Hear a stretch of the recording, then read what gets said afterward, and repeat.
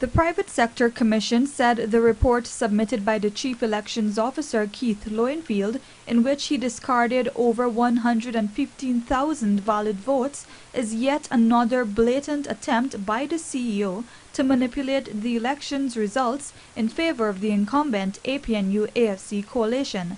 In fact, the Commission said it is appalled and aghast by the report submitted by Lowenfield.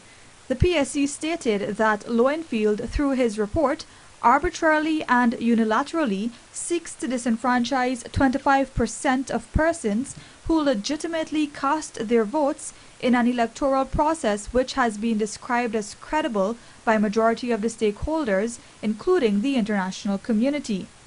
Against this backdrop, the private sector body contended that the results in Lowenfield's report are, and I quote, clearly fraudulent and represent a blatant, if not criminal, attempt by Keith Lowenfield to manipulate the results of the elections in favor of the APNU-AFC and to subvert the very responsibility of the Commission, of which he is an officer and bound to serve professionally.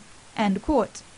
In fact, the PSC said it had become increasingly concerned by the biased action of Lowenfield from the time he readily embraced the fraudulent tabulation of votes submitted by the returning officer Claremont Mingo. This latest action by Lowenfield, the PSC said, is tantamount to criminal malfeasance. As such, the private sector called upon GECOM to take immediate action to suspend the Chief Elections Officer from further participation in the electoral process until an independent investigation can be held into his conduct.